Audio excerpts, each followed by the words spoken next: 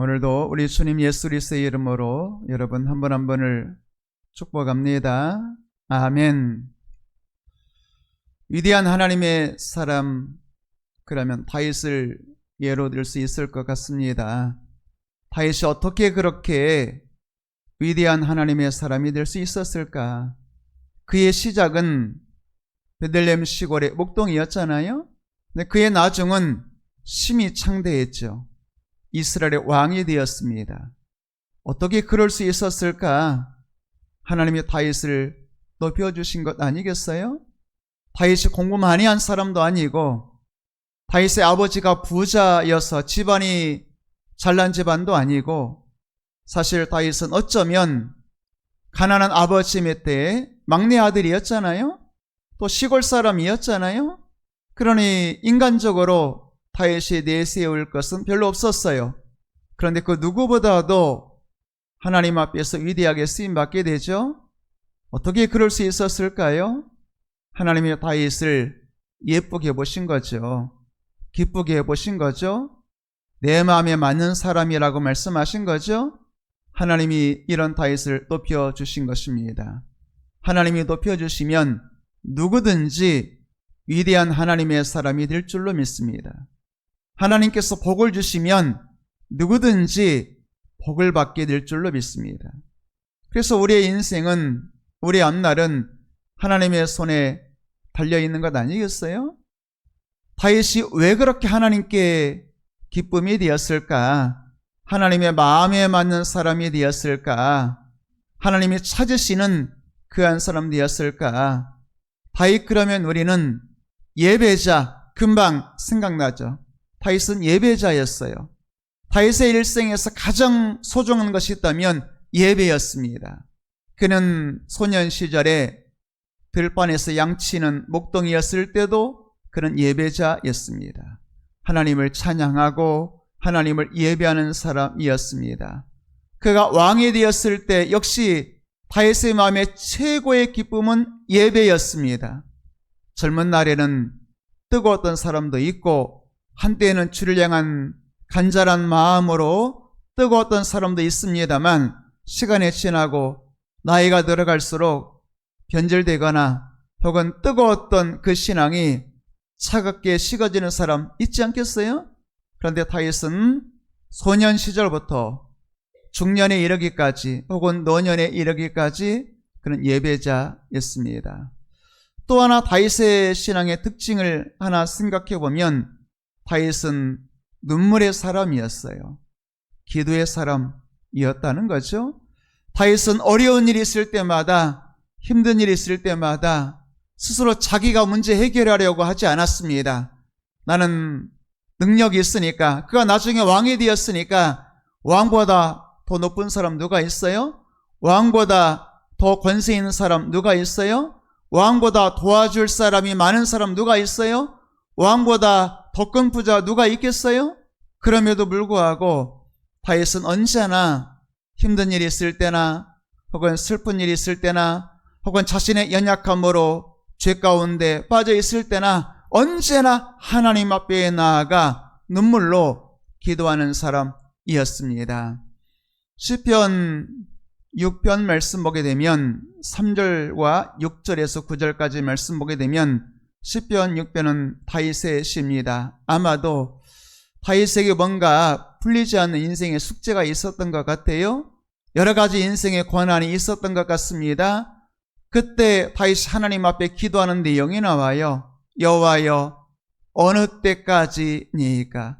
그 말은 우리말로 표현해 보자면, 하나님 언제까지입니까? 내 삶이 이렇게 힘들고 괴롭고 눈물 나는데, 혹은 내 삶이 이렇게 변화되지 않고 오랜 시간 내 삶의 고난이 떠나지 않는데 언제까지입니까? 언제까지 내가 기다려야 합니까? 언제까지 내가 이런 고통 속에 있어야 합니까? 그런 기도 아니겠어요? 여러분, 우리도 이런 기도할 때 있잖아요. 여호와여, 어느 때까지니까? 하나님 언제까지 기다려야 할까요? 언제나 되어야 내 인생에 빛이 비출 수 있을까요? 그런 때 있지 않겠어요? 그러면서 6절부터 또 말씀 보게 되면 다윗이 얼마나 인생이 힘들었던지 이렇게 말합니다. 내가 밤마다 눈물로 내 침상 띄우고 내 요를 적십니다. 그러니까 얼마나 다윗이 탄식하면서 피곤한 마음으로 괴로운 마음으로 하나님 앞에 기도했던지 다윗의 기도를 보게 되면 밤마다 눈물로. 그러니까 다윗은 뭐하는 사람이었어요? 눈물로 기도하는 사람이었어요. 힘들 때, 괴로울 때, 여러 해가 지나도 여전히 삶의 변화가 일어나지 않을 때 낙심하지 않고 포기하지 않고 여호와여 어느 때까지니까 주님 언제까지 기다려야 할까요? 그러나 그럼에도 불구하고 다윗은 낙심하거나 절망하거나 포기하거나 원망하지 않고 밤마다 언제까지요? 하나님이 역사하실 때까지, 하나님이 찾아오실 때까지, 하나님께서 자신의 삶에 간섭하실 때까지 밤마다 눈물로 기도하는데 얼마나 눈물로 기도했던지 침상을 띄울 정도로 요를 적실 정도로 기도했다는 것입니다. 한번 상상해 볼까요? 여러분의 집에 침대 있으신가요? 그 침대를 띄울 정도로 눈물을 흘려야 한다면 얼마나 많은 눈물을 흘려야만 할까요? 그 여러 방울 가지고 되겠어요? 혹은 몇 질의 눈물 가지고 되겠습니까? 침상을 띄우고 요를 적실 정도로 밤마다, 그러니까 그저 하루 이틀의 눈물의 기도가 아니라는 것이죠. 날마다 밤마다 침상을 띄울 정도로 요를 적실 정도로 기도했다는 것 아니겠어요? 눈물의 기도죠. 7절 말씀 또 보도록 할까요? 7절 말씀 보게 되면 얼마나 기도했던지 그런 표현이 있잖아요. 눈물이 앞을 가릴 정도로 내 눈이 근심으로 말미암아 쇠하며 내 모든 대적으로 말미암아 내 눈이 어두워졌습니다. 다윗의 인생에 뭔가 대적이 있었던 것 같아요. 자신의 인생에 고난이 있었던 것 같습니다. 그때 밤마다 눈물로 기도해서 침상 띄울 정도로 요를 적실 정도로 기도하면서 얼마나 눈물로 기도했던지 눈물이 앞을 가려 눈이 근심으로 말미암아 쇠하고 얼마나 눈물로 기도했던지 시력을 잃을 정도까지 눈이 어두워진다 캄캄해진다 할 때까지 그렇게 눈물로 기도했다는 거예요. 8절 말씀 볼까요? 그런데 이런 표현이 나와요. 내가 눈물로 기도했는데 하나님의 때가 되니까 여호와께서 내 울음소리, 눈물뿐만 아니라 울음의 소리를 여호와께서 들으셨다. 그러니까 때가 되니까 다윗의 마음속에 확신이 찾아오는 거예요. 내가 지금 밤마다 눈물로 기도하고 또 얼마나 슬픈지 내가 울면서 기도하고 있는데 여호와께서 나의 울음소리를 들으셨도다. 그 울음소리를 들으셨다를 9절 말씀 보게 되면 이렇게 표현하고 있어요. 그 울음소리를 내 간구를 들으셨으며 여호와께서 내 간구를 들으셨으며 조금 전에 8절에서 뭐라고 말했죠? 여호와께서 내 울음소리를 들으셨도다.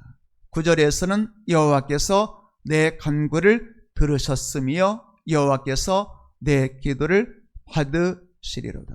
그러니까 그 울음소리는 단순히 신세한탄하면서 우는 눈물이 아니었다는 것이죠. 그 울음소리는 혹은 밤마다 눈물로 기도했던 그 눈물의 기도는 신세한탄의 처량한 자신 때문에 기도한 것이 아니라 혹은 한탄한 절망의 한숨의 눈물이 아니라 여호와 앞에 철저하게 회개하면서 혹은 여호와 앞에 철저하게 도와달라고 기도하면서 하나님 앞에 눈물로 울음소리로 간구했다는 것이죠. 기도했다고 말씀하고 있는 것이죠. 여러분, 하나님은 눈물의 기도를 멸시하지 않잖아요. 물론 다른 시편에서 다윗이 그런 표현을 사용한 적이 있어요. 하나님은 상하고 통회하는 마음을 멸시하지 아니하시리로다. 하나님은 다윗이 만난 하나님은 상한 마음, 통회하는 마음 혹은 눈물의 기도, 그 울음소리를 멸시하지 않으시는 하나님. 아니 오히려 하나님의 백성들의 작은 신음까지 다 들으시는 하나님이라고 말씀하고 있는 것이죠. 여러분, 오늘 이 시간 저와 여러분들의 마음속에 글쎄요 한때 여러분들이 주를 처음 만났을 때 울면서 고백했죠. 행복합니다. 아버지 품 안에서 떠나 살기 싫어요. 울며 고백하던 말. 글쎄 여러분들이 하나님 앞에서 언제 울어보셨나요? 하나님 앞에서 언제 여러분 자신의 인생 문제 때문에 혹은 여러분의 자녀들의 인생 문제 때문에 혹은 그의 신앙의 연약한 모습 보면서 안타까워서 언제 여러분 울어보셨나요? 이 시간 여러분 눈물의 기도가 회복되기를 축복합니다. 한때 울면서 고백했다 그런 노래처럼 여러분이 주님 처음 만났을 때 많은 눈물로 예배하고 많은 눈물로 기도했던 적 있었잖아요.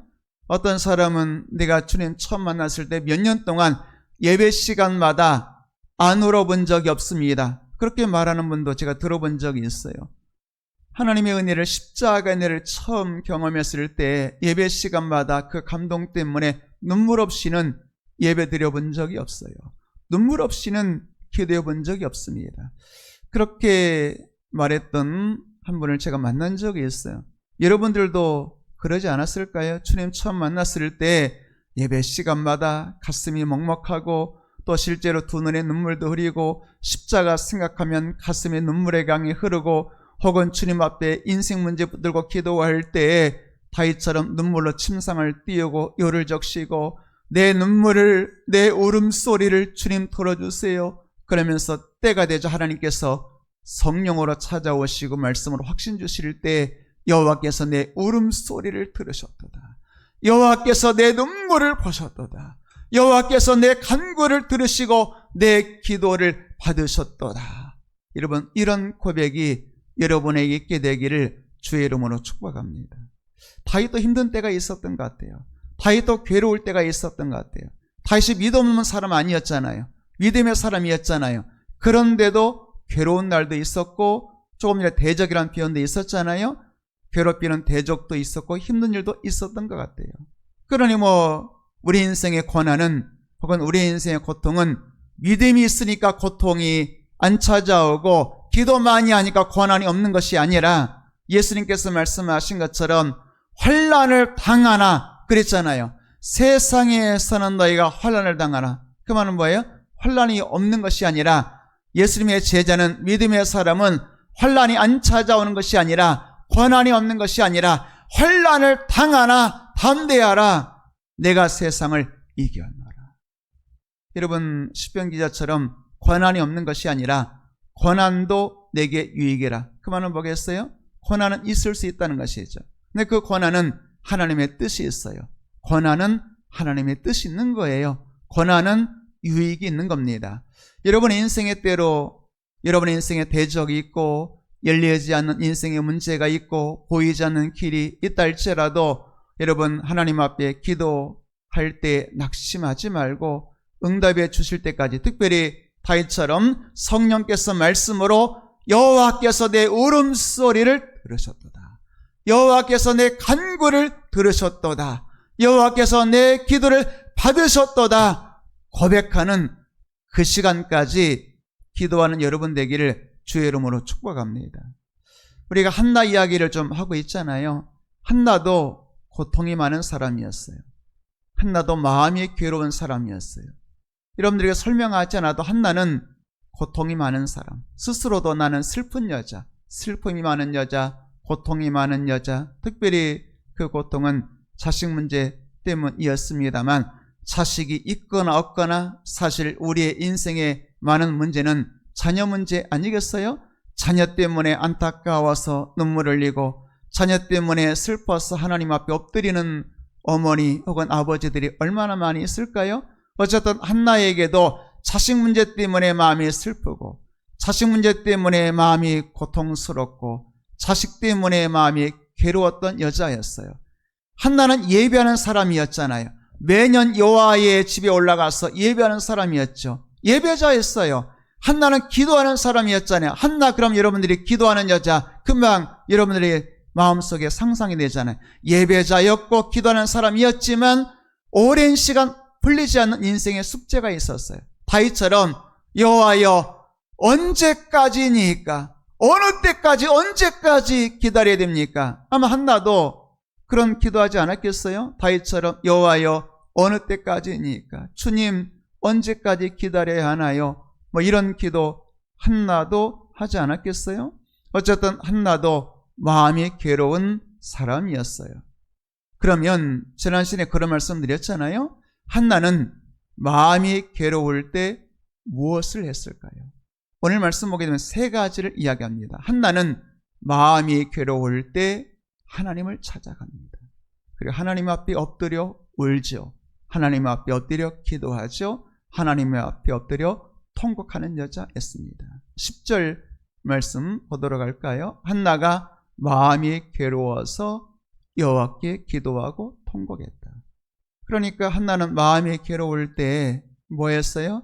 마음이 괴로워서 사람 찾아가서 위로받으려 하고 세상의 죄악을 찾아가서 위로받으려 하는 것 아니고, 혹은 하나님을 향하여 원망하고 혹은 자신의 신세를 바라보면서 신세한탄하고 낙심하는 것이 아니라 마음이 괴로울 때는 주님 바라보면서 여호와 앞에 엎드려 기도하고 통곡하는 사람.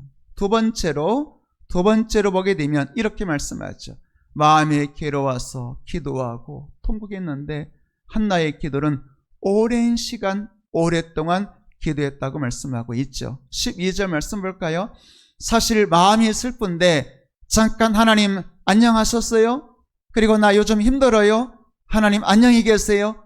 그리고 일어날 수 있겠어요? 마음이 슬프고 괴로운데 하나님 앞에 일어날 수가 없는 거죠. 응답해 주실 때까지 엎드릴 수밖에 없는 거죠. 그러니까 한나가 여호와 앞에 오래 기도했다, 이렇게 말씀하고 있죠. 세 번째로 보게 되면 한나는 마음이 괴로워할 때 하나님 앞에 자기 마음을, 자기 심정을 다 토해놓고 하나님과 자기 사이에 교통이 있을 때까지, 심정을 통할 때까지 기도했다고 말씀하고 있죠. 15절 말씀 볼까요? 한나가, 물론 이제 한나가 기도할 때에 엘리라고 하는 제사장이 여차저차해서 이렇게 말하죠. 너 왜 술에 취해 있느냐? 뭐 이런 말을 들을 때, 오해받을 때 그때 한 말이에요. 아닙니다. 나는 두 번째 줄, 세 번째 줄 중간쯤 보게 되면 마음이 슬픈 여자입니다.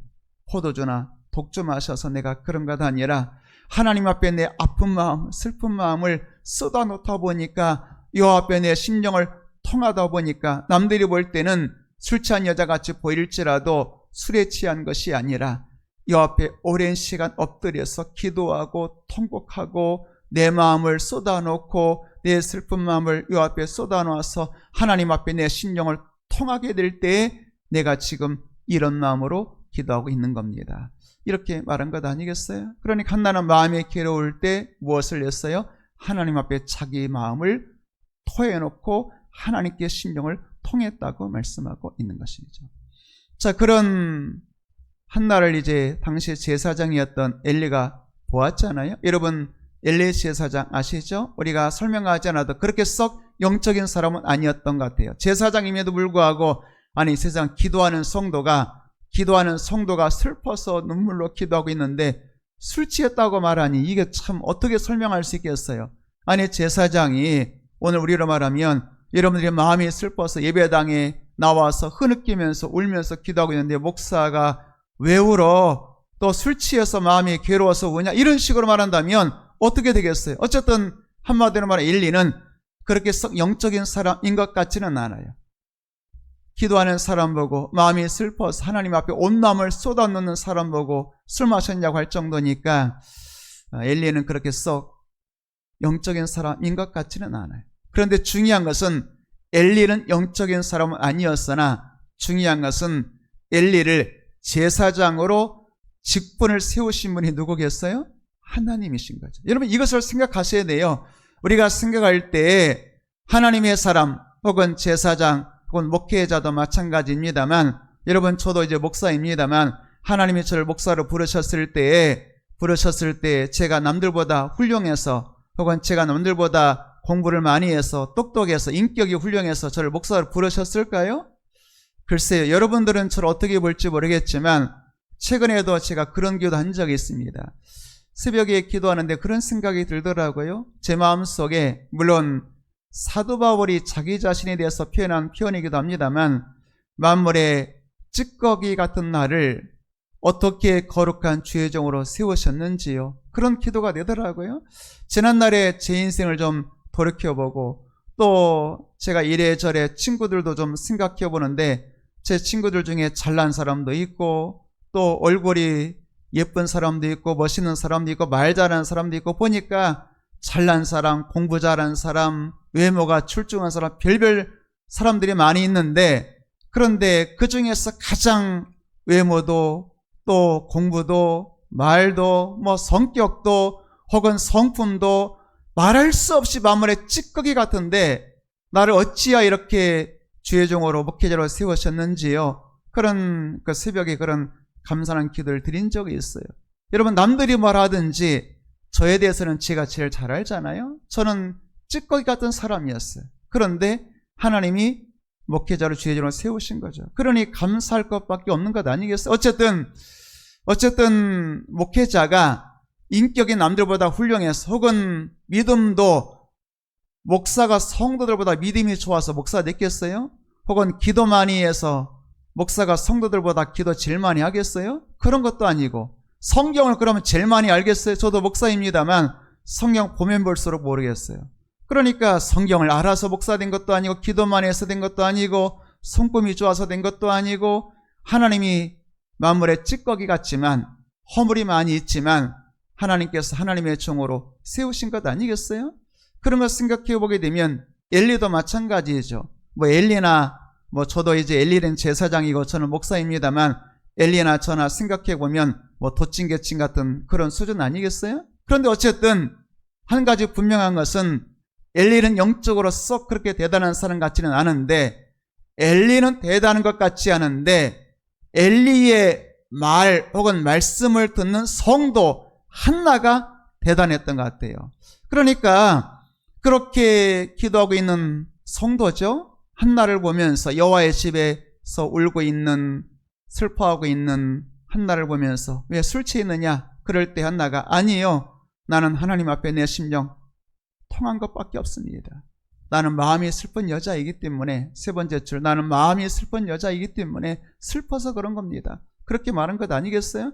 그러니까 제사장이 어떤 마음이 동했는지 이렇게 표현하고 싶어요. 그 순간에 하나님께서 엘리를 통해서 제사장을 통해서 한나에게 하실 말씀이 있으셨던 거예요. 그러니까 하나님께서는 훌륭한 하나님의 사람, 성품이나 믿음이나 영적으로 훌륭한 사람을 쓰시기도 하지만 하나님은 세운 자를 통해서 일하시는 겁니다. 그렇기 때문에 여러분들이 하나님의 말씀을 들을 때 목회자의 성품이나 허물이나 실수를 보아서는 안 되고 그 사람을 통해서 일하시는 하나님을 볼 수 있어야 되겠습니다. 그리고 하나님의 말씀을 들으셔야 되겠습니다. 그러니까 사실은 오늘도 제가 설교하고 있습니다만 어떤 분은 그럴 수 있겠죠. 목사님 설교가 이렇게 은혜가 안 되죠. 뭐 그럴 수도 있겠죠. 항상 그랬는지 요즘 따라 그랬는지는 모르겠지만 저는 스스로 그런 생각이 있습니다. 어떤 생각이 있냐면 책임은 반반이에요. 반반이 뭐냐면 일단 제가 말씀을 잘 준비하고 기도하고 은혜롭게 설교해야 되겠어요. 또 중요한 것은 뭐냐면 듣는 사람이 흔히 말하는 것처럼 먹같이 던져줘도 찰떡같이 받으면 은혜가 될 수 있는 거잖아요. 그러니까 나는 하나님 앞에 최선을 다해서 준비하지만 그러나 중요한 것은 보리떡 같은 설교를 할지라도 찰떡같이 받아들이면 은혜가 될 수 있는 것 아니겠어요? 그러니까 모든 책임을 목사에게 돌리지 마시고 오늘따라 혹은 항상 그렇다면 더 문제가 되겠습니다만 여러분 저를 불쌍히 여시고 기도해 주셔야 되겠습니다만 여러분 자신의 마음이 어떤 말씀의 씨앗이 떨어져도 흡수할 수 있는 좋은 밭이 될 수 있도록 옥토가 될 수 있도록 기도하는 여러분 되기를 축복합니다. 그 좋은 밭은 아무 때나 되는 것 아니잖아요. 아무 밭이나 되는 것 아니잖아요. 길가 같은 밭이라 할지라도 혹은 돌밭 같은 가시떨 같은 밭이라 할지라도 길가 같은 밭이면 갈아엎으면 옥도 좋은 밭이 되는 것이고 또 돌밭 같은 밭이 있다면 돌을 던져서 밖으로 던져버리면 좋은 밭이 되는 것이고 가시떨기 밭은 떨기나 풀을 뽑아버리고 갈아엎어버리면 좋은 밭이 되는 것 아니겠어요? 말씀이 문제일 수도 있겠지만 밭이 문제이잖아요. 말씀은 똑같이 네 가지 밭에 떨어졌잖아요. 똑같은 말씀이지만 어떤 밭은 좋은 밭이죠. 옥토는 100배 열매를 맺는 것 아니겠어요? 그런 어떤 밭은 길가나 혹은 돌밭이나 가시떨기 밭은 열매 없었잖아요. 말씀은 똑같으나 누군가에게는 열매 맺을 수도 있는 거죠. 그래 여러분들이 말씀을 들을 때마다 혹은 예배 시간에 예배전에 오셔서 말씀 전하는 목사를 위해서도 기도하시고 또 하나는 여러분 자신을 위해서도 기도하는 여러분 되기를 주의 이름으로 축복합니다. 어쨌든 그렇게 술 취한 여자라고 말하는 그런 엘리 제사장이 보니까 한나가 사실은 오해했던 거잖아요. 기도하는 것이잖아요. 그때 이 엘리 제사장 엘리가 한나에게 이렇게 말하죠. 제사장 엘리는 한나에게 뭐라고 말했을까요? 기도하는 것을 확인한 엘리 제사장이 하나님이 너의 기도대로 허락하시기를 내가 원한다. 하나님이 너의 기도대로 허락하시기를 내가 축복한다. 그런 것 아니겠어요? 17절 말씀 보도록 할까요? 엘리가 한나에게 이렇게 말하죠. 평안히 가라. 이스라엘의 하나님이 네가 기도하여 구한 것을 허락하시기를 원하노라. 그 말은 제사장에게는 축복권이 있잖아요. 그러니까 제사장이 한나에게 축복하는 것이죠. 물론 제사장 엘리가 영적이었더라면 좋았겠지만 그렇지 못한다 할지라도 하나님은 민수기 6장에 보게 되면 제사장에게 이렇게 축복하라 이렇게 말씀하시고 이렇게 축복하면 내가 제사장의 축복대로 반드시 응답해 주리라 복을 주리라 이런 말씀이 있어요. 그러니까 하나님은 이미 민수기서에서 민수기 6장에 보게 되면 제사장에게 백성들을 축복하는 축복권을 주신 거예요. 그리고 축복하면 그 입술의 말을 제사장의 말을 하나님께서 책임지시겠다고 약속하신 거죠. 어쨌든 엘리가 한나를 축복하죠. 평안히 가라. 하나님께서 네가 기도하여 구한 그것이 무엇인지는 내가 모르겠으나 그러나 하나님이 허락하시기를 원한다. 축복한다. 이렇게 말한 것 아니겠어요? 그럴 때 18절 말씀 보게 되면 한나의 반응이 이렇게 나오죠. 한나가 뭐라고 말했냐면 아니 제사장님 어떻게 그럴 수가 있어요?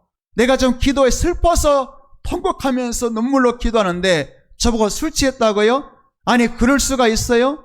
시험에 든 것이 아니라 엘리의 그 말 앞에서 당신의 여종이 당신께 은혜 있길 원하나이다. 놀랍죠?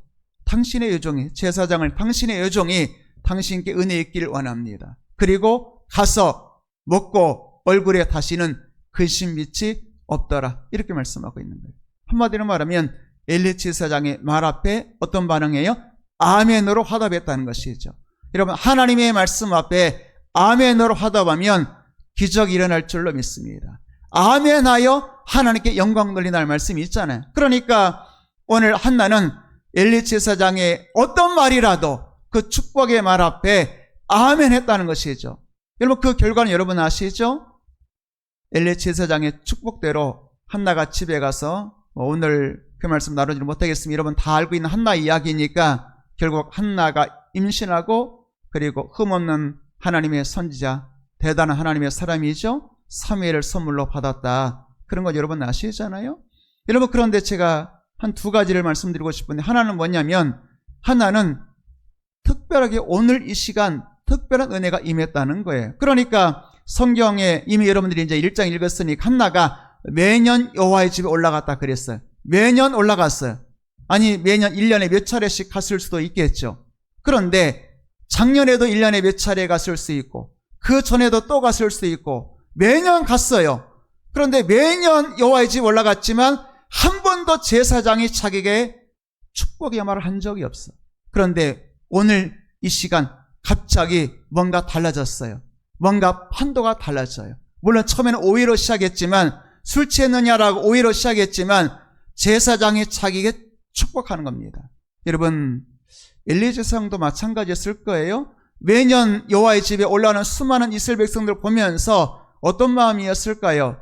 잘은 모르겠지만 작년에도 혹은 재작년에도 혹시 한나를 보았을 수도 있었을 것 같아요. 봄에도 보았을 수도 있어요. 가을에도 보았을 수도 있어요. 그런데 바로 지금 이 순간 갑자기 하나님의 영이 엘리의 마음을 뜨겁게 하는 거죠. 감동을 주는 거죠. 그리고 하나님의 말씀을 대언하며 축복하게 되는 거죠. 여러분 우리가 하나님 앞에 오랜 시간 기도할 이유가 여기에 있습니다. 예배 시간에 빠지지 않고 기도하고 예배할 이유가 여기에 있어요. 어제도 예배했는데 아무 일도 안 일어났어. 매년이니까, 매년이라는 말은 여러 해라는 뜻이잖아요. 그러니까 한나가 여러 해 아이를 못 낳았으니까 여러 해 자식 문제로 기도했지만 변화가 없어요. 응답이 없어요. 그런데 어제도 작년도 재작년도 아니면 5년 10년 전에도 기도할 수 있는데, 여호와의 집에 올라와서 예배했을 수도 있는데, 그런데 10년 전에는 아무 일도 없었는데, 5년 전에는 하나님의 음성이 안 들렸는데, 3년 전에는 제사장이 자기의 말 걸어온 적도 없는데, 혹은 1년 전에도 아무 일도 안 일어났는데, 이번 올해 혹은 오늘 갑자기 하나님께서 제사장을 통해서 내게 말을 걸어오기 시작하고 축복하였다, 그 말이죠. 여러분, 예배하다 보면 혹은 기도하다 보면 내가 여러 해 예배드렸는데, 여러 해 기도했는데 아무런 변화가 안 일어나요. 그럴 수 있어요. 그런데 어느 날 하나님의 때가 되면 갑자기 성령이 역사하시는 것 믿으시기를 주의 이름으로 축복합니다. 사도행전 3장에 보게 되면 베드로와 요한이 시간 정해놓고 성전에 올라가서 기도했다, 그런 편이 나와요. 그리고 그곳에 베드로, 요한도 시간 정해놓고 하루에 3번씩 기도하러 올라갔죠. 그리고 그 성전 미문에 나면서 못 걷게 된 한 사람이 늘 거기서 구걸했어요. 그러니까 어쩌면 어제도 베드로는 그 사람 보았을 거예요. 그리고 그저께도 혹은 한 달 전에도 보았을 수도 있죠. 그런데 한 달 전에도 보았어도 어저께 보았어도 하나님께서 베드로의 마음속에 어떤 감동 주신 적이 없어요. 말씀 주신 적이 없어요. 그런데 오늘따라 갑자기 베드로의 마음속에 하나님의 음성이 들리기 시작하는 거죠. 그리고 믿음이 생기게 되는 것이죠. 나사렛 예수 그리스도의 이름으로 일어나 걸어라면 일어날 것 같은 그런 하나님의 음성과 감동을 듣게 되는 거죠. 그리고 실제로 베드로와 요한이 우리를 주목하여 보라. 그리고 은과 금 나 없지만 나사렛 예수 그리스도의 이름으로 일어나 걸어라. 이렇게 말했잖아요. 여러분, 그 말은 나사렛 예수 그리스도의 이름이 능력이라는 뜻도 있지만 또 하나는 뭐냐면, 어제 아무리 혹은 그저께 아무리 예배드리고 얼굴을 보았어도 베드로와 나면서 못 걷게 된 사람이 서로 얼굴 보고 인사하면서 지나갔을 수 있을지 모르겠지만 어제 감동이 없었는데 그저께도 없었는데, 그런데 갑자기 하나님께서 역사하실 수가 있다, 그 말이죠. 여러분, 그렇기 때문에 베드로가 어제도 성전에 올라갔잖아요.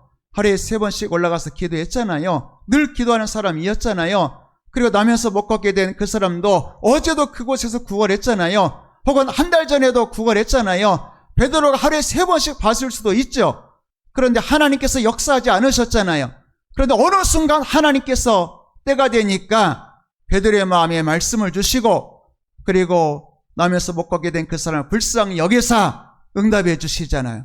성경에 보니까 나면서부터 한 번도 못 걸어요. 제가 사실 사도행전 3장 말씀 읽으면서 이해는 안 돼요. 사람의 계산 이해는 안 돼요. 왜냐하면 나면서 못 걸었다 그러니까 평생 한 번도 못 걸었어요. 그런데 나사렛 예수 그리스도의 이름으로 일어나 걸어라 그럴 때 그 사람 일어나서 뛰며 걸었다 그랬어요. 여러분, 한 번도 못 걸은 사람이 첫 번째 뛸 수 있겠어요? 걸을 수 있겠어요? 여러분, 예를 들면 1년 동안 침상에서 한 번도 못 일어났어요. 그런데 그 사람 일어나서 뛸 수 있겠어요? 그런데 1년이 아니고 평생을 나면서부터 한 번도 걸어본 적이 없는 사람이에요. 그런데 하나님 역사가 나타나니까, 말씀이 임하니까 일어나서 뛰게 되는 기적이 일어났다, 그 말이죠. 여러분의 삶이 아무리 어려워도 나면서 못 걷게 된 사람처럼 형편이 어렵고 변화가 안 일어나고 내가 아무리 계산해봐도 답이 없고 더 이상 나는 희망이 없고 끝이 없다 할지라도 하나님 역사하시면, 여러분, 누워있던 사람이 기어가는 것도 아니고, 누워있던 사람이 뒤집는 것도 아니고, 누워있던 사람이 비틀거리며 걷는 게 아니라 뛰게 되는 역사 있게 될 줄로 믿습니다.